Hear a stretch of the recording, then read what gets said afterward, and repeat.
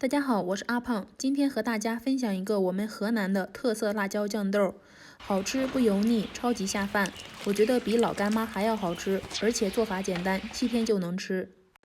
辣椒洗干净，晾干表面水分。我做的酱豆比例是黄豆2斤，红辣椒8斤。还好红辣椒1斤6块钱，不贵，用来做酱豆特别适合。把辣椒切成细丝。老姜4两，切成末或切成细丝，喜欢吃姜的可以多放一些。喜欢辣的还可以加一点小米辣。我这里准备了2斤黄豆，已经用爆米花机炸熟了。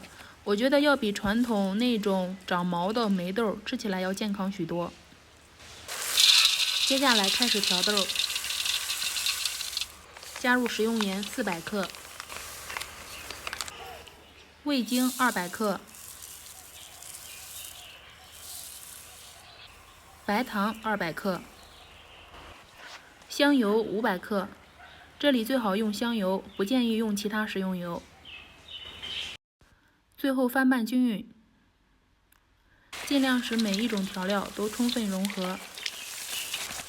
这么一大盆各种食材加起来成本不到100元，算是相当便宜了，因为能够吃半年呢。再放到一个干净无水的坛子里，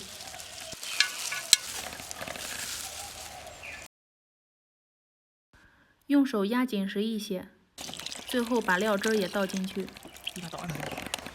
最后用200克50度以上的白酒封口，密封保存7天。如果有太阳的话，拿出来晒一晒，7天之后就可以食用了。这样做的酱豆干净又卫生，而且成本低，超级划算又好吃。这是7天之后的样子，已经可以吃了。